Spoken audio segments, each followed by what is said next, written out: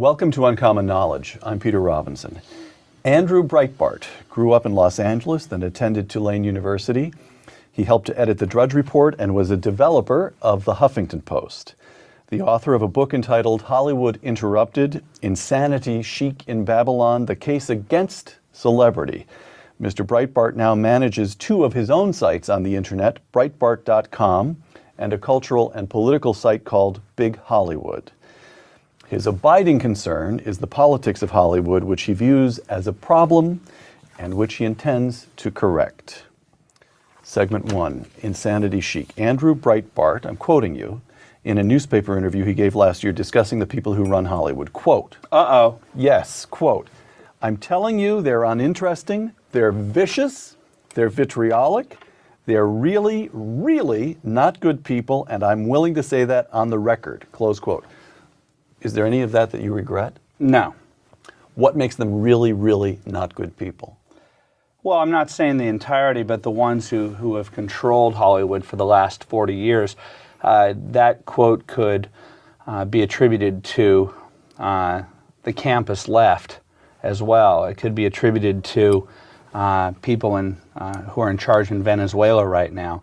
Anywhere where the left gets control, you start to see political correctness run amok. You start seeing dissenting views quashed. They use projection. Right before they do so, they start attacking the people that they're about to go after of being guilty of the very things that they do. That's why the dissent is patriotic meme was so hysterical during the during Bush's presidency, because whenever I would ask any of these people, can you name one person who has attempted to quash your dissent? And they would usually say... The liberals. The liberals would say that. They couldn't come up with any individuals. They'd just say, you've got to be crazy, it's everywhere. Well, exactly where is that? The first thing that this president did... that the President Obama did was isolate Rush Limbaugh, who was a symbol of a coalescing anti-Obama sentiment, and he isolated him, and the mainstream media and Hollywood, completely got behind this. That to me was chilling.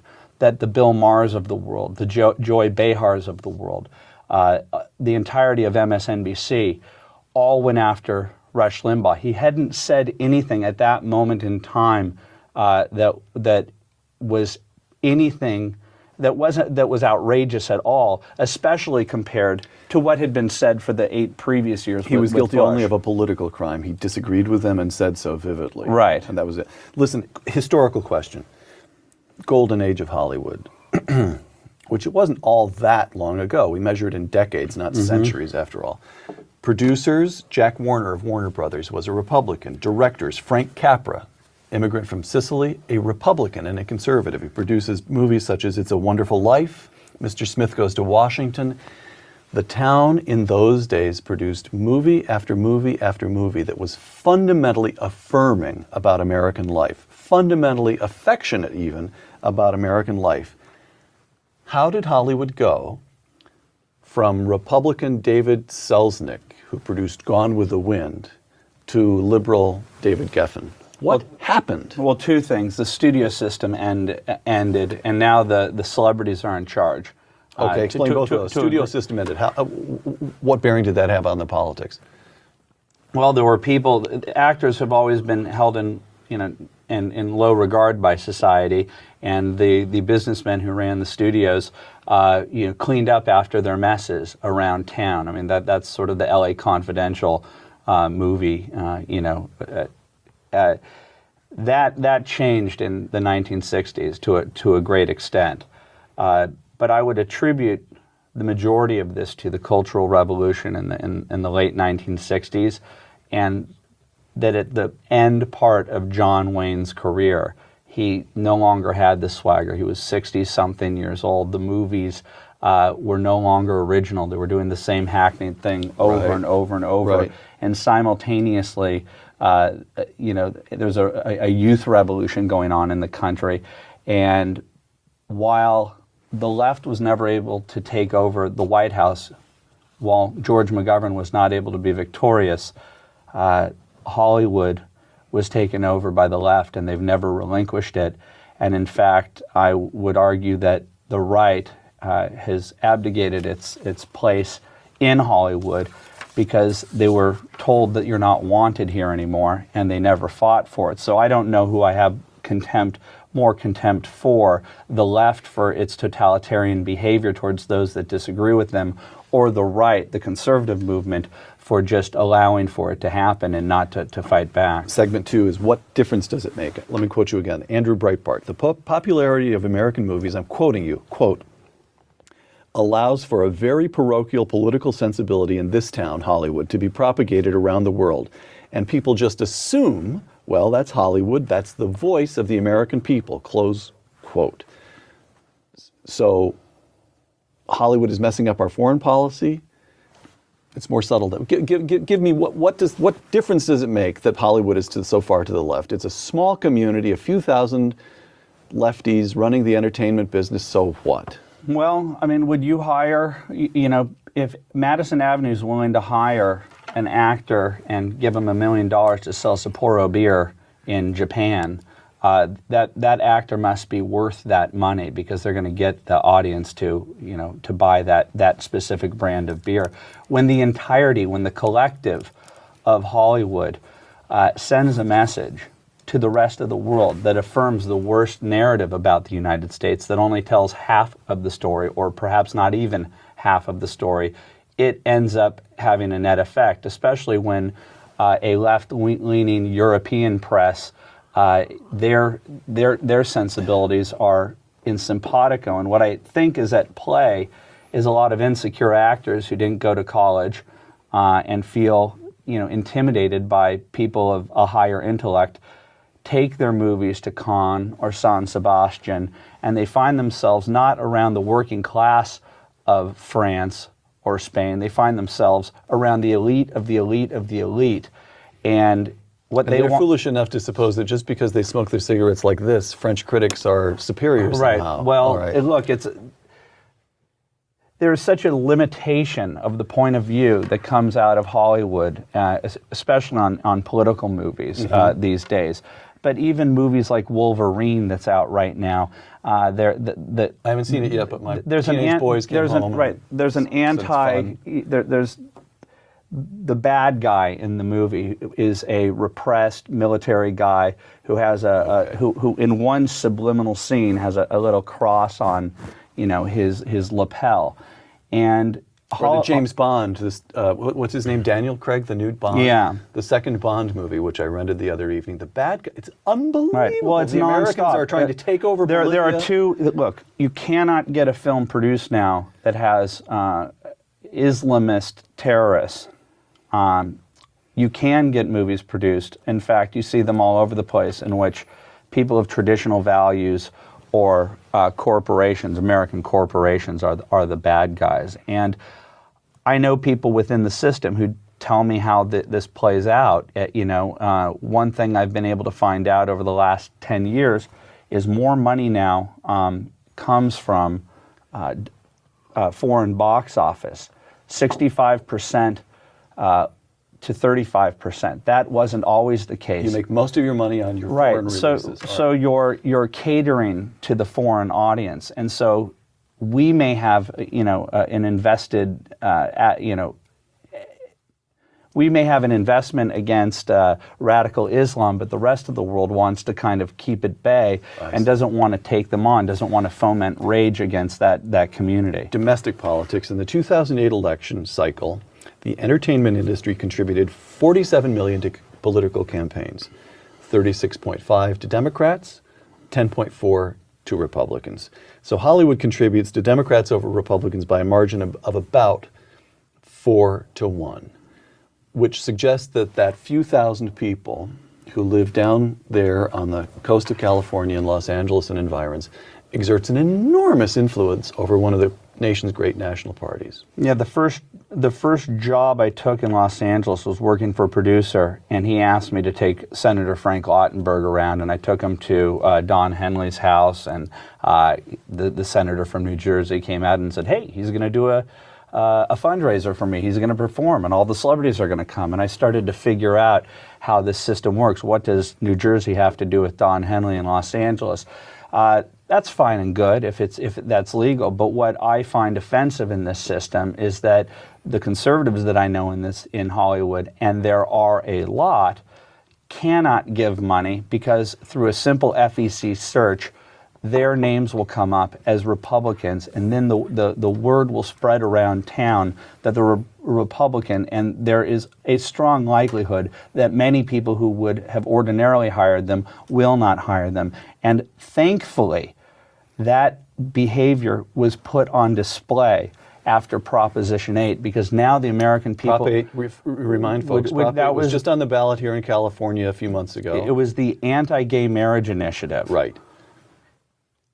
Those people who donated as little as $100 were isolated. Donated as little as $100 to the effort. To the tradition, on behalf of the traditional marriage stance. Right. The pro man and woman means marriage side. Right. Okay. Religious people, Mormons, many from the black community, many from the Hispanic community in California voted this in. The gay left isolated those people who voted, who gave money to that, even down to a cashier at a famous Hollywood haunt by the name of El Coyote, and didn't just isolate her, but they isolated the entire restaurant in order to put pressure on her to fire her. That happens all the time. They put individuals' names up on websites. Yes. At a more subtle level, that is what's been going on in Hollywood for years. I get phone calls all the time from major name actors fearful of retribution, that their politics have somehow been outed, whether it be from a donation that they've given or the fact that they were seen at a public or a semi-public event that could be attributed to the Republican Party. All right. Segment 3, who is Andrew Breitbart? Washington television producer Tammy Haddad. Andrew Breitbart is, quote, one of the 10 most important people in the media whom nobody has ever met. Close quote. So let's take a moment to introduce you. I said at the introduction, you grew up in LA, you went to Tulane. Get us from Tulane to editing the Drudge Report. Well, I was a C student in high school and in college, and I think that saved me from indoctrination in the left. All right. I went to... You went to a pretty fancy prep school down there, didn't you? I did, but all I got away with there was my sense of humor. I sneaked my way around classes, you know. So were you conservative in high school, or I wasn't ideological during the Reagan years. My parents, in hindsight, were conservative but didn't speak of their conservatism, and so they allowed for me to sway into the realm of the left in my latter years in high school. I would say I was a namby-pamby liberal, and in college I certainly considered myself a liberal Democrat. It wasn't until I graduated. So what changed your politics? You came home from Tulane straight back to LA, right? That my mindset was not amenable to working within the system. I thought that the system was inherently corrupt, and eventually I realized I needed to make a living. So that was that. Then I lived in a rent-controlled apartment, and I started to see how what it did to people's souls, quite frankly. People who thought that they were, making out like bandits, saving $400, $500, $600 a month, 10 years later were still there and weren't entering the American dream. My family members who still live in that apartment when I've bought 2 houses since then and been able to move up the scale. So because they couldn't surrender the little gimme from the welfare state. That's right. Subsidized apartment. And that old ladies would knock on my door at midnight because they knew that my family owned the building, but I certainly wasn't benefiting from it other than I was getting the low rent. Would say, you need to change the light bulb in my apartment. There was a sense of entitlement that was palpable in that place. And I just started to have, you know what, I'll tell you the thing that really changed me, because for me, and we haven't even touched on it, everything to me is media bias. And that media bias for me was born of watching during this period of transition from college life and the theoretical life to the real world. And I watched the Clarence Thomas hearings from beginning, middle, and end because I had gone to the Iran-Contra hearing, rooting the Reagan administration on, be taken down. So I liked political theater. Right. So I watched that initially rooting for Clarence Thomas to be taken down. By the very end, I believed the seeds of my future were planted right there when I realized that Ted Kennedy knew something.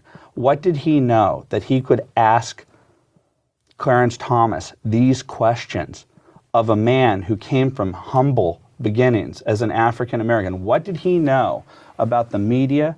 What did he know about the political process? What did he know about Hollywood? That they would side with a known Lothario, with Chappaquiddick, in his background, that they would allow for him and his allies in the Democratic Party to ask this man, in the realm of privacy, have you ever rented any pornography? Do you know who Long Dong Silver is?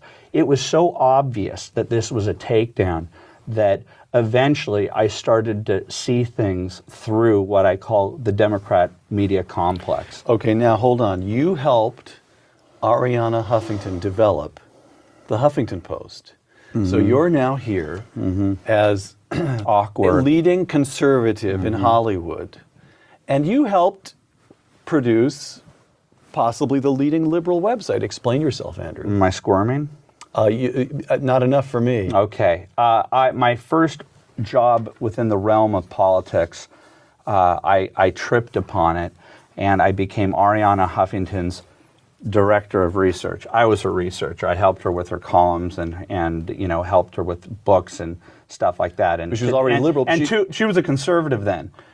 She was a conservative. She was in motion by then. Right? I don't know. I don't know what was going on in her head. I certainly was. Right. I certainly was a conservative then. And the first thing that we did together, the first project, and I really gained an enormous amount of respect for her writing skills and her she's a highly intelligent right, woman. and her investigative skills when she got Clinton's top donor, Larry Lawrence, dug up from Arlington National Cemetery. I remember Maureen Dowd saying, "This is the most loathsome thing that I've ever seen a conservative Republican do, is to impugn this war hero's service, this dead man's service." And Arianna just had this smile on her face, like she knew that she had it. And when I watched that Friday, an aerial view of CNN disinterring this fraud. I can't. Because he had not actually served. No, right, he didn't even serve. He was not entitled to be buried in Arlington. Right, and he had gotten a waiver because he was the first person allegedly in the Merchant Marines. He wasn't even in the Merchant Marines. So she got him disinterred. I respected the hell out of her for that. She switched. I left, went my own way. Next thing I know, she calls me up after the 2004 election and says, do you have any ideas for a website for me? The idea, its premise, I think benefited her, and I think it benefits my side, because I wanted the world to see how the far left thinks. The cocktail parties that I was, privy to, where conspiracy theories were running amok. The only place one could see in the blogosphere after 9/11 and after the Kerry campaign, after Kerry lost, was at the Daily Kos, where mostly anonymous people would put their ideas down. I thought it would be great to see how the hard left thought, with people who would be willing to put their names down. Huge miscalculation here. Segment 4. Who's winning on the internet? You've teed this up. Daily Kos, MoveOn.org, Democratic Underground, Huffington Post. They dominate the internet, wouldn't you agree, or not? Or do you think it's relatively evenly balanced? The left is ahead, isn't it? I would say the left is ahead, because what all of those sites do is protect the mainstream media.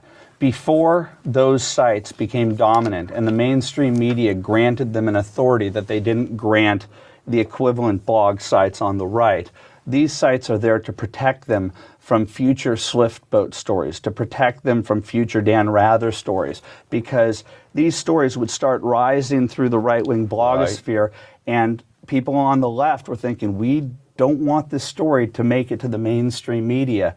And so they expected that John Kerry would come out and defend himself against the Swiftboat vets. And when he didn't, he was destroyed. And so that's what these people do in a very coordinated fashion, with George Soros's money, with heavy coordination with the Democratic Party. They feed these people information. They feed them ideas. So the bad stories get smothered on the internet before they make it to television. Yes, or the news. yes. Listen, let me ask you a question about the nature of two media. On talk radio, conservatives are dominant. Al Franken, they try to get Air America going. I believe Air America is still limping along in some form or other, but they can't get the listenership, they can't get the advertising. On conservative talk radio, you've got Rush Limbaugh, Sean Hannity, Hugh Hewitt, Mark Levin, a number of people prospering, right? Mm-hmm. And you've just argued that on the internet, it's the other way around, that the left is dominant on the internet. Why? What is it about talk radio and the internet that permits that? I think that the writing in the right-wing blogosphere is much better. I would put my side against Ariana's any day. I would put National Review versus Democrat Underground any day. I think that that's scientifically provable. But in terms of its effect, the right-wing blogosphere no longer has the ability to do what it did in 2004 before the coordinated online environment of the left became so successful. I need to talk about why talk radio works for the right and why it doesn't work for the left. It's a pretty simple, if you took away media bias from the equation, Rush Limbaugh and Sean Hannity's ratings would fall.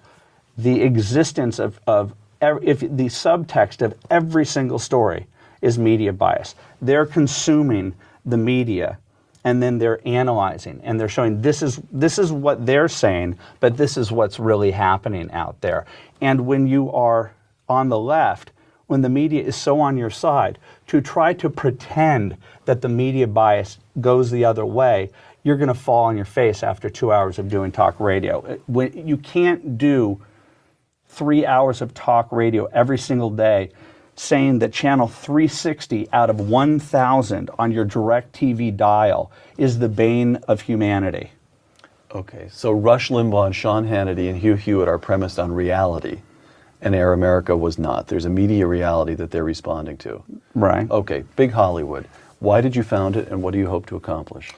Well, it's by far BigHollywood.com, right? No, it's a very complicated URL. But Sorry about that. Just Google on Big Hollywood and we Breitbart, are creating everybody. a series of group blogs. This happens to be the first one. Okay. Big Hollywood begets Big Education next. We're going to do Big Race, Big Climate. We're going to do the group blog model and When you say we here, you're being. Well, I have a business partner. I have a business partner by the name of Larry Solov, who graduated from this lovely campus, and every C student needs an A student in his life. To be his lawyer? That's right. All right, so Big Hollywood. Start with Big Hollywood. By the way, you said you were contemptuous of conservatives in Hollywood. I'm not contemptuous of conservatives in Hollywood. I think you used that word in an I said earlier I'm contemptuous of the movement.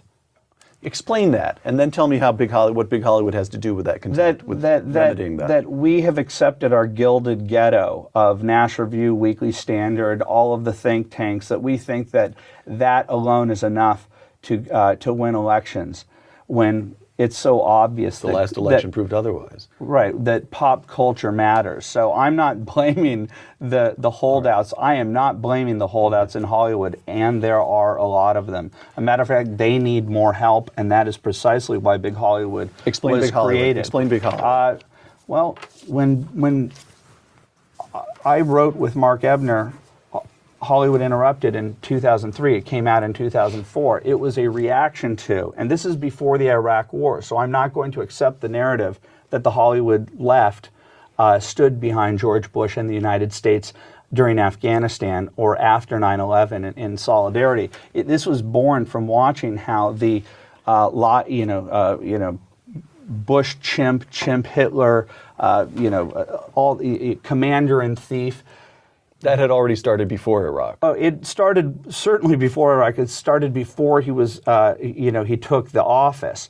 But in Hollywood, the animosity towards a wartime president before Iraq was out of control, and so that was why the book was written. And I had my incorrect assessment is that Hollywood is 99.9% left. What I now know, as a result of having written the book, and now people knowing that I'm the guy out there in the center, The target. blogosphere, people have come to me. Big name people have come to me. Small people have come to me. All of them have the exact same story. And what I talked about in the first segment about they accuse you of what they're doing to you. Hollywood makes movies about McCarthyism, about it was the worst thing that ever happened in Hollywood, or in the Cold War. That's their takeaway from the Cold War, that a few screenwriters, had to write under pseudonyms for a few years. That's not to take away. That's not to say that the blacklist was a good or a bad thing, but for the very people who for the last 40 years have been vicious to people who disagree with them, who exude behavior like that you see Perez Hilton doing against Miss California, when he calls her the B and the C word, and the media affirms that and makes her out to be the bad guy in that storyline. That's what the average actor, director in Hollywood has to deal with every single day. Segment 5, Andrew Breitbart's politics. President Obama's just finished his first 100 days. What do you make of it? I'm asking you, here's Hollywood, here's the nation. Talk for a moment about the nation. What are your politics? You know what? I'm definitely very conservative. The transition was a typical one where I thought I was a libertarian, but the more that I read books that were deprived of me during my college experience, right. Ones that should be required reading just so that people have a counterpoint. Once I started reading what true conservatism was, and that it wasn't Jerry Falwell's, autobiography, which is how the media portrays conservatism. That it's Hayek, it's Kirk, it's Burke, it's writers that wowed David Mamet into becoming a conservative, because he too, at that high end of the media food chain, of the Hollywood food chain, had the same epiphany. Has David Mamet had to pay any price, or is he so big? That he hasn't had to pay a price for becoming That's a great conservative? question. Do you know? Maybe you don't know. I think when you're a David Mamet or a Michael Crichton who just died, that your legacy is everything. Michael Crichton was an incredible figure, not just in Hollywood. He's a huge pop cultural figure. His death could not have gone more unnoticed because of his apostasy on Hollywood's current big issue, and that is climate change. Right. And so I believe his legacy is tainted because the New York Times will put him below the fold. I'm trying to get you going on national politics, but the truth is, just talk about Hollywood is irresistible. Well, what I'll say is this. Yeah. Being the Hollywood conservative, I defer to the DC crowd when it comes to policy. I'm not a policy guy. But what I am obsessed on, and I'm granted a great perspective of media bias because of what I've done in the media, my relationship with the New York Times, the Associated Press, what is the traditional media, ABC, NBC, every single day paying attention to the text and realizing, oh my goodness, these people really are ideological, and they really are in control, and they really do mean business. Everything to me is media bias. And what talk radio has done has focused on the New York Times, the AP, HBO, and any place where The View, ABC, CBS, NBC, Los Angeles Times, the mainstream media. Our media has set its sights on the mainstream media as a checks and balance, and we've done a pretty good job. Right. What we haven't done is that on Hollywood, and Hollywood has a far greater sway than that collective does. That's how people... You for sure want to call Hollywood on its bias. That's clear. Mm-hmm. It's clear that you've done a fantastically energetic job doing that.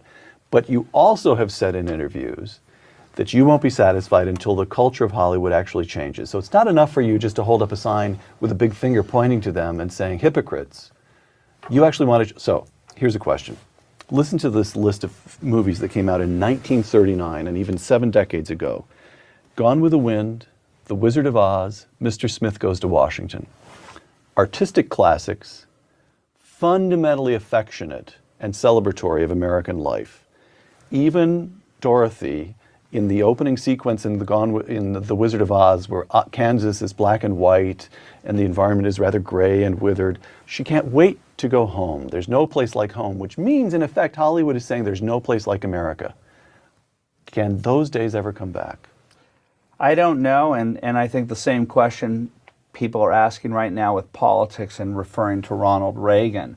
But I think that there are bedrock principles that conservatives stand by, and I think that creativity and new people carrying these ideas, there's no reason that we can't go back to an America that is self-assured and confident Let me ask you- in our differences from those countries around the world. What I stand for politically is American exceptionalism. Let me ask you 2 sentences, 3 sentences at the very most, because we are out of time. I'm going to quote you once again. I desperately want to change the environment in Hollywood. In 2 or 3 sentences, how will you know when you've succeeded, Andrew? When those people who are conservative in my life, who are very creative and powerful in that town, can behave in the same fashion that the Hollywood left behaves in, that they can make movies that reflect their value system, that they can make movies that affirm their traditional values. I'm not even a social conservative. I just want those people to be able to make movies that affirm their point of view, and they can't right now. And when I see those people being able to do it without the retribution that you're seeing right now by the left, writ large, I will not stop this crusade. Andrew Breitbart of Breitbart.com and Big Hollywood, thank you. I'm Peter Robinson for Uncommon Knowledge at the Hoover Institution. Thanks for joining us.